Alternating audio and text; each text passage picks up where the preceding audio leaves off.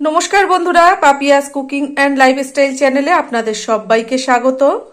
आज के आमी सामुद्रिक आमुदी माछेर पकोड़ा तैरी करे देखाबो आपनादेरके। तो आमार এই ভিডিওটা না টেনে শেষ পর্যন্ত পুরোটা দেখবেন, ভালো লাগলে লাইক কমেন্ট শেয়ার করবেন আর আমার সঙ্গে থেকে দেখতে থাকুন আমি কিভাবে সামুদ্রিক আমুদি মাছের পকোড়া বা ফিশ ফ্রাই তৈরি করে দেখাই আপনাদেরকে। আজকে আমুদি মাছের পকোড়া বানাবো, তার জন্য এখানে আমি 300 গ্রাম মাছ নিয়েছি আর মাছে হালকা করে একটু নুন মাখিয়ে দিচ্ছি। এই চামচটার সাহায্যে মাছে নুনটা মাখিয়ে নেব। আর দেখুন মাছটা কিন্তু আমি কেটে পরিষ্কার করে ধুয়ে নিয়েছি। মাছের মাথা নেই, আমুদি মাছের মাথায় বালি বালি পাথর মতন থাকে, সেই জন্য মাথাগুলো কেটে ফেলে দিতে হয়, ওগুলো খাওয়া যায় না। আমি মাছে নুনটা খুব ভালোভাবে মাখিয়ে নিচ্ছি। মাছটাকে সরিয়ে একটা পাত্র নিয়ে নিয়েছি। এখানে একটা ব্যাটার তৈরি করে নিতে হবে পকোড়া বানাবার জন্য। তার জন্য আমি এই চামচের 4 চামচ বেসন নিয়ে নিচ্ছি, 2 চামচ কর্নফ্লাওয়ার দিচ্ছি। আপনাদের কাছে যদি কর্নফ্লাওয়ার না থাকে আপনারা চালের গুঁড়ো দিতে পারেন। পরিমাণ মতো নুন দিচ্ছি, বেশি নুন কিন্তু দেওয়া যাবে না, তার কারণ মাছে নুন দেওয়া আছে। স্বাদ অনুযায়ী লঙ্কার গুঁড়ো দিচ্ছি, আমরা কম ঝাল খাই সেই জন্য কম করে দিলাম।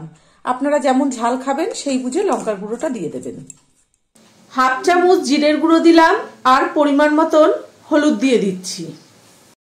1 চামচ রসুন আর 1 চামচ আদা গ্রেট করে দিয়ে দিচ্ছি। এইভাবে গ্রেট করে দিলে পকোড়াগুলো খেতে বেশি ভালো লাগবে। এবার এই চামচটার সাহায্যে সমস্ত শুকনো উপকরণগুলো খুব ভালোভাবে মিশিয়ে নেব।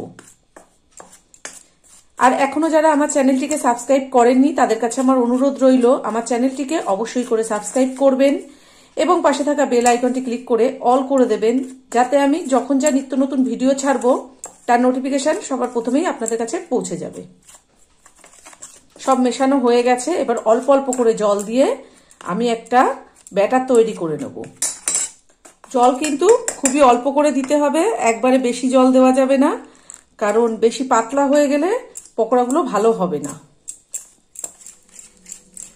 দেখুন এরকম একটা ব্যাটার তৈরি করে নিতে হবে।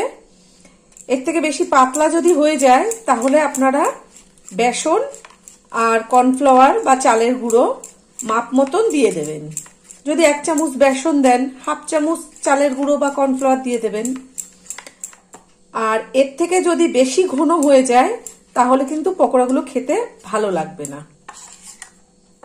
দেখুন আমার ব্যাটারটা একদম রেডি করা হয়ে গেছে। এবার এর মধ্যে আমি অল্প করে একটু ধনেপাতা দিয়ে দিচ্ছি। এটা আপনাদের ইচ্ছা হলে আপনারা দেবেন, না হলে না দেবেন, তাতে অসুবিধা নেই। এবার এই ধনেপাতাটা ব্যাটারের সঙ্গে ভালোভাবে মিশিয়ে নিচ্ছি। ধনেপাতাটা দিলে খেতে কিন্তু পকোড়াগুলো খুব ভালো লাগে। এদিকে দেখুন গ্যাসে আমি একটা আগে থেকেই কড়াই বসিয়ে তাতে কিছুটা পরিমাণ রিফাইন তেল দিয়ে দিয়েছি আর এই ঝাঁঝরি হাতাটাও নিয়ে নিয়েছি পকোড়াগুলো ভাজার জন্য। তেলটা কিন্তু বেশ গরম হয়ে গেছে। এবার এই একটা করে মাছ ওই ব্যাটারের মধ্যে দিয়ে দেব। দেখুন এই ব্যাটারের মধ্যে দিয়ে দিয়েছি, দিয়ে এইভাবে মাছের গায়ে খুব ভালোভাবে মাখিয়ে নেব। নিয়ে এই মাছ একটা করে তুলে আমি কড়াইতে দিয়ে দেব। দেখুন ভালোভাবে লক্ষ্য করবেন, এইভাবে মাছটাকে নিয়ে এইভাবে দিয়ে দেব। আবার আপনারা চাইলে এইভাবে হাত দিয়েও করে নিতে পারেন, আর যদি মনে হয় হাতে লাগাবো না তাহলে ওইভাবে চামচ দিয়ে করে নেবেন। এই একইভাবে সব কটা মাছ আমি করে নেব। আমি যতটা বেসন গুলে নিয়েছি তাতে যতটা হবে ততটাই করব। দুটো মাছ থাকলে রেখে দেবো, পরে করে নেব।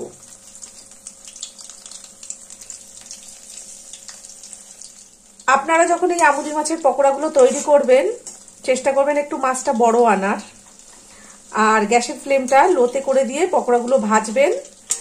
হাইতে করে দিলে ওপরটা ভাজা হয়ে যাবে, ভেতরে কিন্তু মাছটা ভালো ভাজা হবে না, খেতে ভালো লাগবে না। পকোড়াগুলো ওই পাশটা ভাজা হয়ে গেছে। এবার আমি এই ঝাঁঝরিটার সাহায্যে আস্তে করে উল্টে দিচ্ছি। এগুলো ভেঙে যাওয়ার কোনো ব্যাপার নেই, কারণ গোটা গোটা মাছ আছে। এইভাবে উল্টে পাল্টে লাল লাল করে মচমচে করে ভেজে নেব। এই একইভাবে আমি সব মাছের পকোড়াগুলো ভেজে নেব।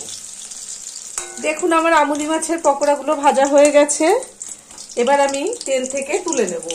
আর ঠিক এই একই রকম ভাবে লাল লাল করে মচমচে করে সব পকোড়াগুলোই ভেজে নেব।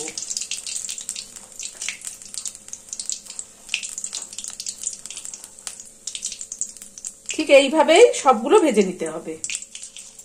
দ্বিতীয় লটের পকোড়াগুলোও আমি তেলে দিয়ে দিচ্ছি। আর দেখুন মাছের লেজটা ধরে এইভাবে তেলে দিলে পকোড়াগুলো দেখতে কিন্তু খুব সুন্দর হবে।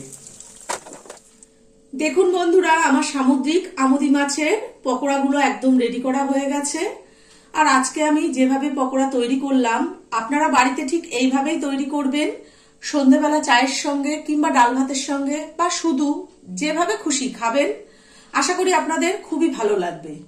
আর আপনারা বাড়িতে তৈরি করে আপনাদের কেমন লেগেছে অবশ্যই আমাকে কমেন্ট করে জানাবেন। ভালো থাকবেন, সুস্থ থাকবেন। ধন্যবাদ।